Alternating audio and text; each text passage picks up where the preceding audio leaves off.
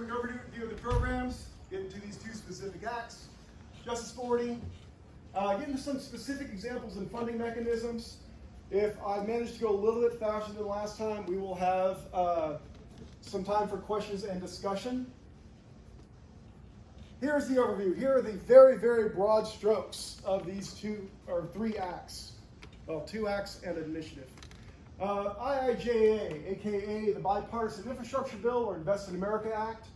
This one is based on hard infrastructure. $1.2 trillion in funding. It was passed November of last year. IRA was passed last month. The IRA is much more concerned with some of the environmental efforts, but the main highlights for that is reducing the deficit, lowering drug prices, etc. And that was very recent. And then we have Justice 40. Justice 40 is a guideline.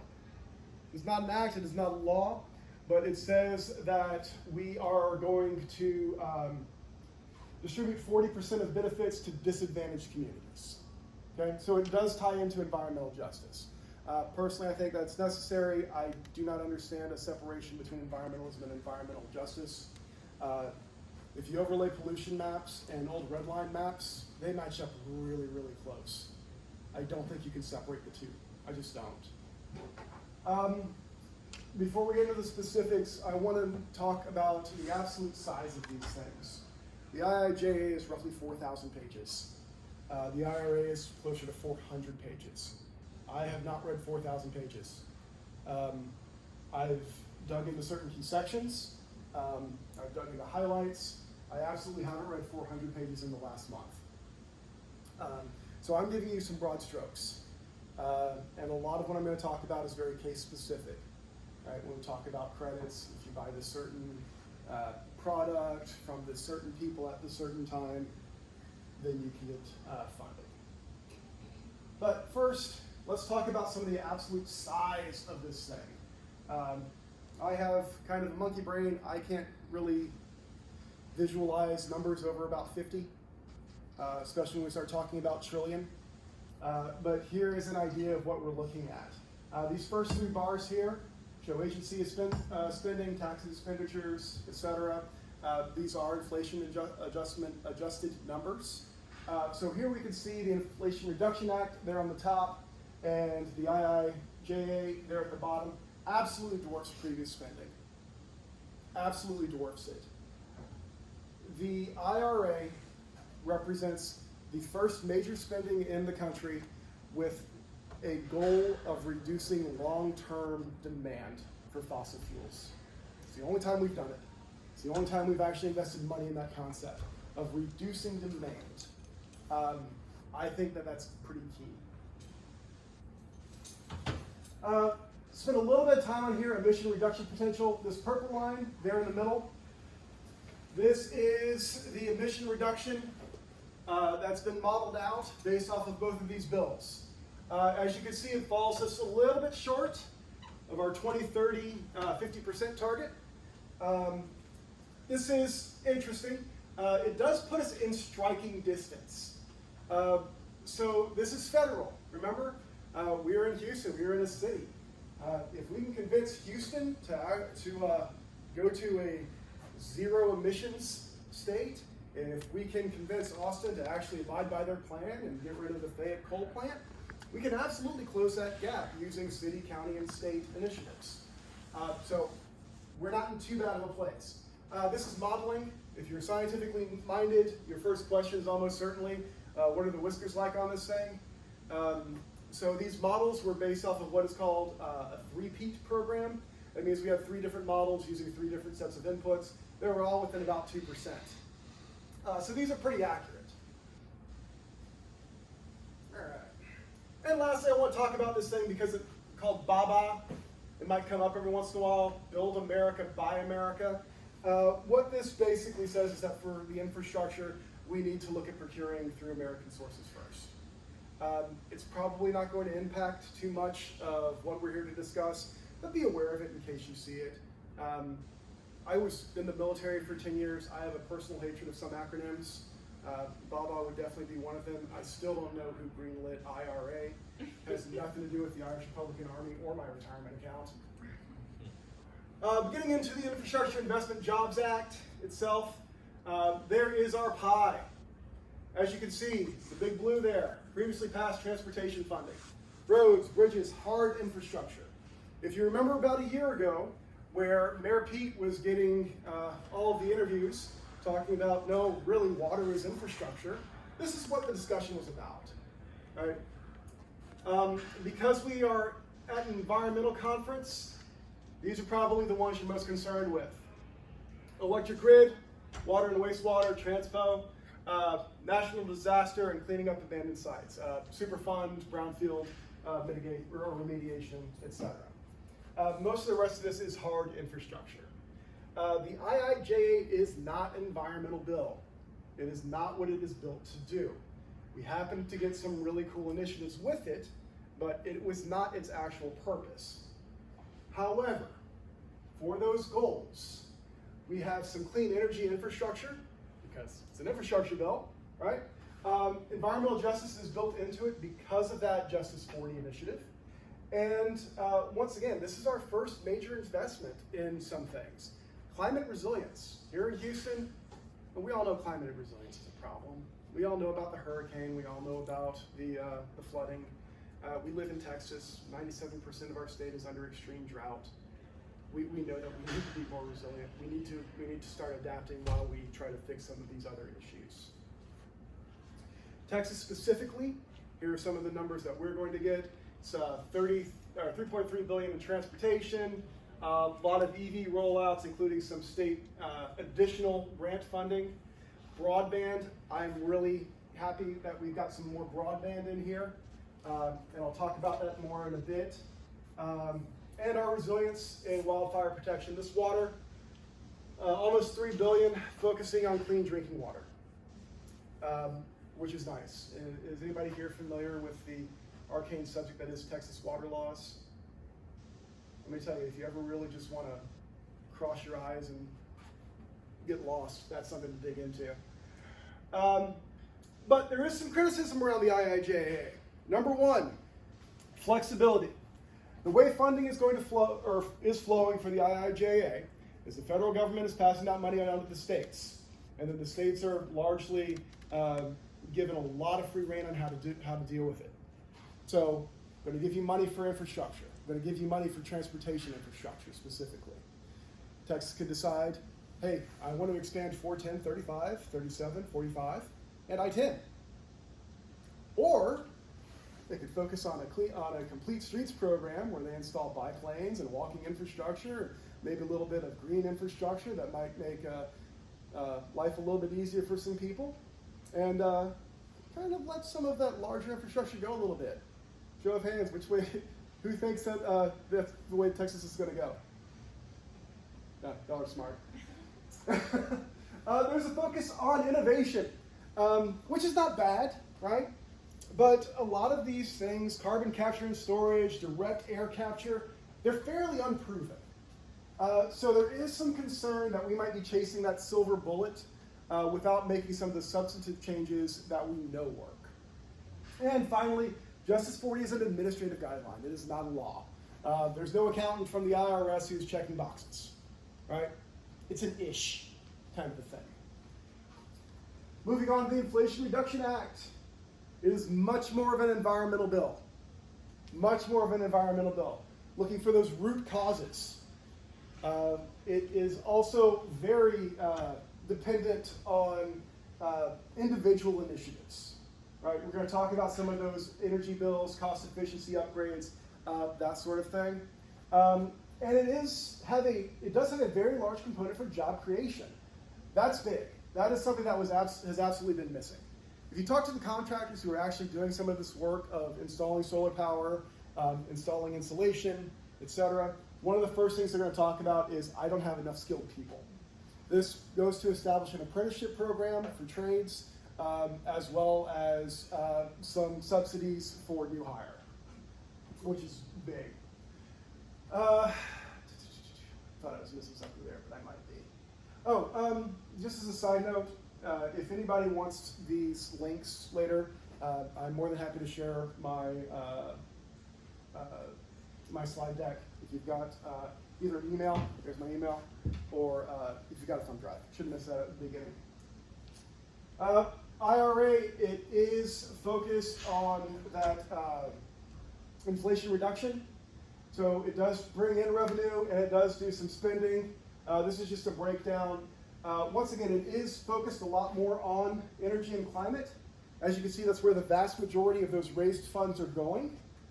And also Western drought resiliency. I'm going to ignore that because it is focused almost exclusively on areas west of the Rockies, which we are not. But still, $369 billion for energy. And there's a breakdown of our some of that specific funding. I'm not going to read numbers to you, just because, well, it always annoyed me when people did that. But as you can see, we've got a fair amount of funding coming in. Clean energy, or clean electricity, is the vast majority of it. We'll talk about some of the key components. The IRA is much newer. A lot of people don't know what's in it. And once again, I'm speaking in very broad generalities. Big bill, a lot of specifics. But we're looking at reducing pollution, looking at some fence line monitoring. Hey, why do we need more data? Why do we need more fence line monitoring? This actually came up recently for me. My kid's school got an air sensor, particulate sensor. They were going to use it in science class and chart the numbers, et cetera, et cetera. It's a whole integrated program thing. And it took the kids about 3 days to notice that all the particulates peak at around 3:30. And it took them about 10 seconds after that to realize, oh, that's when mom and dad come to pick me up and all the cars and buses are running. And a couple of weeks after that, they made enough noise that they installed no idling signs. The point I'm trying to make is, if we can actually see the problem and identify it, then we can actually do something about it, right? So that monitoring does serve a purpose. And it can reduce school pollution. In addition to reducing school pollution, we're looking at methane gas production. We live in Texas. If you're at this conference, you almost certainly are aware of the Permian Basin and what's happening out there. There's funding directly towards plugging some of those orphaned wells and adding more safeguards. Clean transit. So there is funding in there for heavy vehicles, electric heavy vehicles, school buses. Is anybody here involved in education? If you're in education, come find me. I want to talk to you about the TURP program that gives funding for electric buses to schools in Texas. And clean ports. Houston, Galveston, Corpus, all these places, you can absolutely see the haze coming from the ports some days. We have the technology to electrify them in a good way, electrification. All right? So there's some funding in that. Clean energy, focusing mostly on home upgrades, solar power development, a little bit around the offshore wind. We'll talk about that here in a second because there's been a lot of controversy around the wind piece. And some of those efficiency updates. So either an all-electric feature, a clean energy feature, or just flat out more efficient appliances. Green spaces, significant amount of investment in green space, mostly looking at some of this risk reduction. Once again, we're in Houston, so hurricanes, focusing on planning and building to prepare for them, how to respond and how to recover. And the urban heat effect. If you're unfamiliar with that, concrete gets hot, concrete gives off heat, it reflects heat. Cities are hotter than rural areas. And this will go to reduce some of that. By the way, if any of y'all are in San Antonio, your city council is about to pass a proposal to reduce the urban heat effect. I highly recommend you contact them and tell them you're in favor of that. And this is a big one, federal technical assistance. Because we are focusing on community level organizations, because we are talking about nonprofits, NGOs, we're talking about city and county level action, you may just not have the expertise needed to really benefit from some of these programs. So Department of Transportation, EPA, Department of Energy, They have the experts. They have a lot of the stuff that you need already done. They've got the maps. They have the infrastructure built, right? So they can pass on a lot of those savings to you. For example, that middle spiderweb looking thing, that is for a Reconnecting Communities program. That is for getting the buses the last mile. That is for connecting areas that have been kind of separated so that people can make it to their jobs, that people have access to better schooling, that people have access to the other things that they need in their community. We have a huge problem with medical care, and actually being able to get to it. So the idea being that it will solve some of those issues. The IRA has a lot of criticism. So I want to spend a couple of minutes on this slide. So if you've been following the IRA and its passage through Congress and the Senate, you would know that there was a little bit of a hiccup as certain senators felt that they needed to put their fingerprints on the bill. Cough, Manchin, cough. One of the things that he demanded for a concession, he opened up 4 new drilling areas in the Pacific. One's in Alaska. I think the other 3 are in Washington. I'm not sure. But he also wanted some subsidies for carbon capture equipment. So when we talk about methane leaks, he wanted to have either tax write-offs or direct subsidies for the fossil fuel companies to get funding for that. Yeah, okay. He wanted subsidies for the direct air capture when the power plants give off their smoke. There's some good news and some bad news there. The good news is that the subsidies make it economical to do about a 95-ish% capture, which is really good. Going from that 95 to 99, which I think is the top end of technical feasibility, then it starts to become very expensive when you start seeing diminishing returns. But it's very easy to hit that 95 now. Oil and gas primacy over wind and solar projects. There is a provision in there that when you open up land for solar and wind power development, you have to open up a roughly approximate area of land to fossil fuel development. So Bureau of Land Management, forestry, et cetera, et cetera. Now, there's some interesting stuff there in the language. I am not a law talker.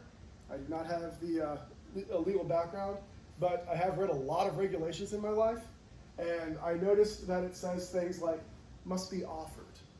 It doesn't say must be developed. It doesn't say must be used. It doesn't say must be offered at fair market value. It has to be offered. So I'm not really sure. I'm concerned about that one, but not super. And permitting reform of NEPA, the National Environmental Policy Act. NEPA is what you go through when you have to develop a large project. When you're building pipelines, when you're building a solar plant, right? So there is a single draft going around for this reform. It is nowhere near full. We don't know what's going to be in it. No. Yes. Just want to make a quick comment. Mm-hmm. I am a lawyer. Oh, please. So the underlying concern around the primacy over the renewable energy projects is that it will fall on the state agencies. Oh, I had not heard that. For consideration. It would do what? Fall on the state agencies. Okay. For instance. So GLO. Or the Texas Railroad Commission. Right. And sometimes they are a little bit more friendly to these projects. Absolutely, that would definitely be a concern here in Texas. Thank you for that. I appreciate that. I did not know that. NEPA, the permitting. So obviously the concern is that we would make building a pipeline, for example, easier. Theoretically, depending on how it comes out, it could also make it a lot easier to build a solar project. Could make it easier to build a good water development project. One of the main things that stands in the way of some of our renewable energy is transmission lines, right? Because NEPA can often be a hurdle. Depending on how it shakes out, it could theoretically make it easier for some renewables as well. I'm hopeful, but I'm not super hopeful. And this last one here may lead to higher energy costs. I absolutely disagree with that. I have seen nothing that backs that up. But the reason that that is up there is because this is a talking point that is happening here in Texas from certain Democratic representatives.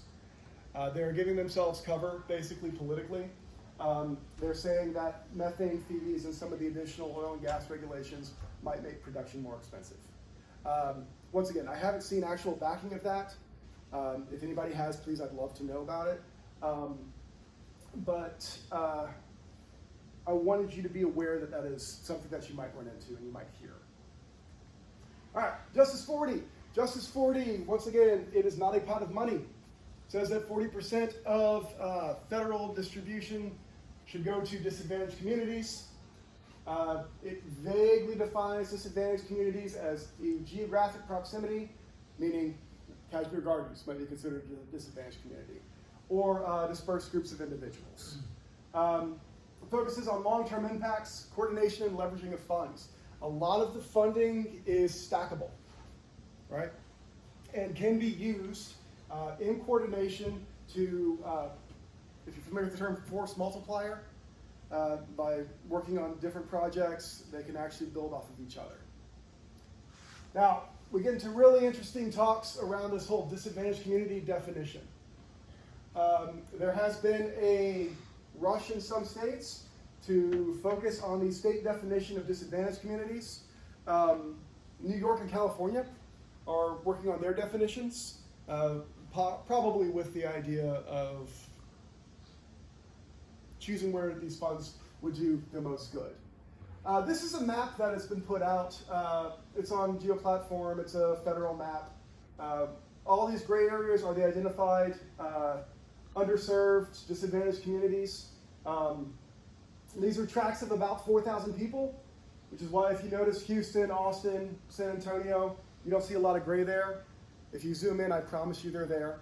And I highly recommend if you're active in a specific area, check these maps out. When you do, click on your little track. For example, this is Culberson County in West Texas. It is disadvantaged in climate change, clean energy efficiency, health burdens, and workforce development. And then you expand climate change, it tells you exactly why climate change is affecting that community. If you were active in that community, if you were looking at working or expanding into those areas, check these out. It lets you know what the problems are that they're facing. More information is always good, in my opinion. Especially if you're rolling into somewhere that you're not familiar with. Ma'am? Whose tool is this? It's a federal tool. It's on screening tool, geoplatform.gov. But it's not, is it the CJS one? I think so. Funny, but- You can find it off the Department of Energy's website. Yeah, DOE has it. Yeah, Yeah, yeah, absolutely. so energy.gov. Yep. All right, I want to talk a little bit about some specific programs. I'm going to go through some of these quick-ish because we've only got about 10 minutes left. Individual benefits, there's your key line right there. Up to $14,000 for energy efficiency improvements, not including the solar tax. These go directly to homeowners. And I really like this. I'm going to explain why.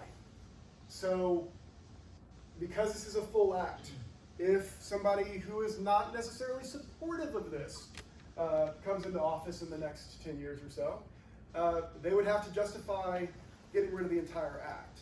It's a lot harder to justify, I'm going to remove your tax credits for something that you're buying, which I think is fairly savvy.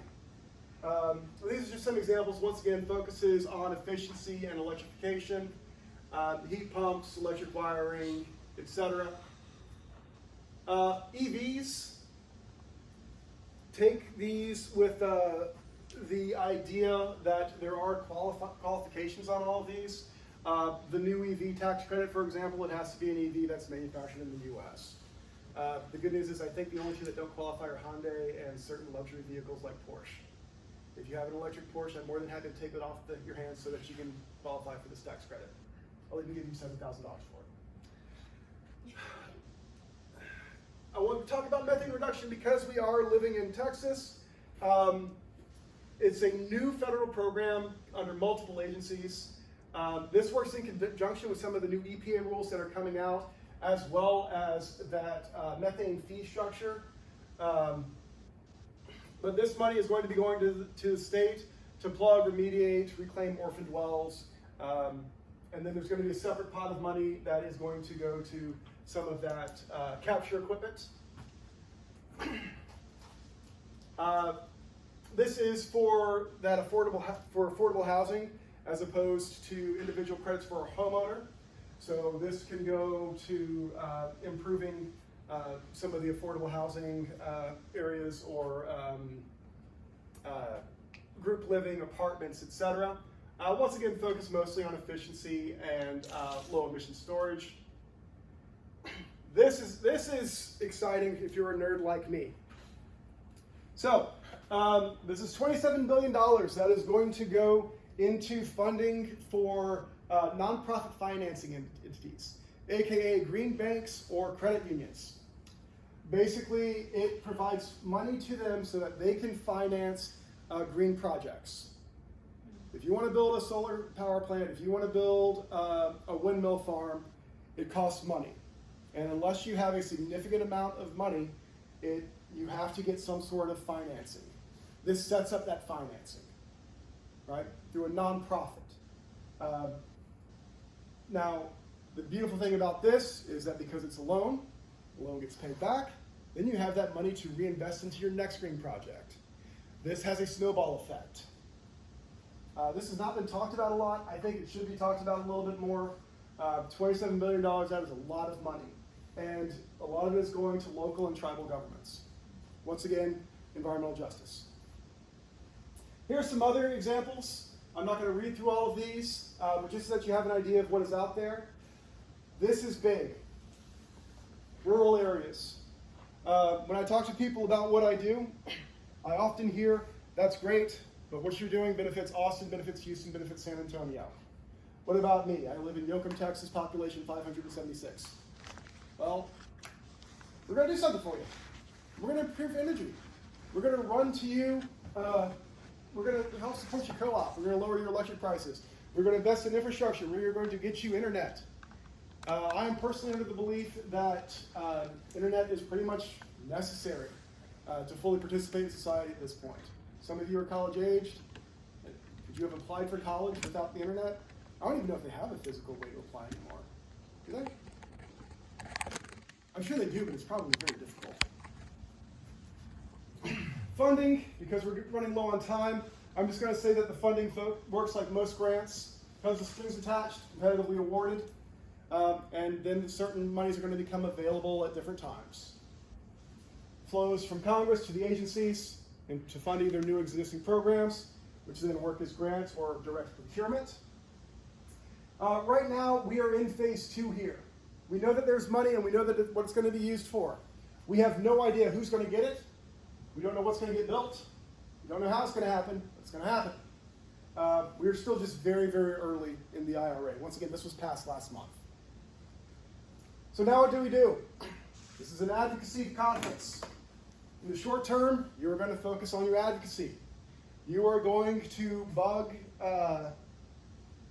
the state agencies. You're going to bug your cities and say this grant funding is out there. What is your plan to apply for it, and how do you plan to use it? Then you're going to get ready, because there's probably going to be a quick turnaround time for ROIs, for grants.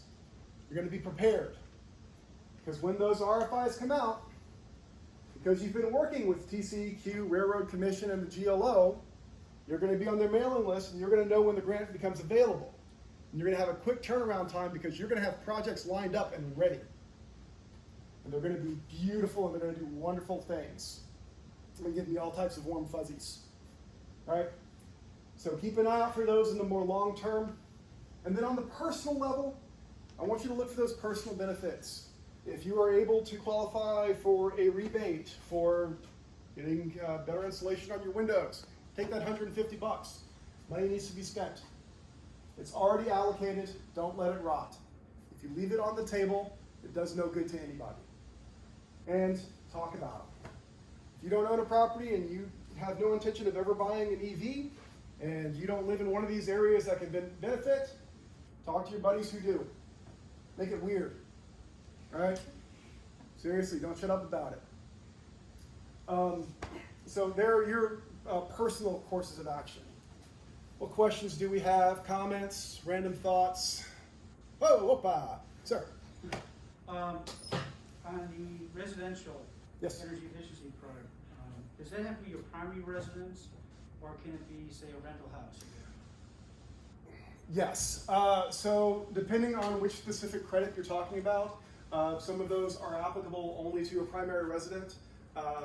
Some are do apply to rental properties. I think most of them apply to rental properties because the idea being increased efficiency is good across the board. If I recall, there's something in there weird about like a homestead for some of these as well. If it's under homestead exemption, there are changes. Once again, this is a huge bill, and I'm giving you the broad strokes.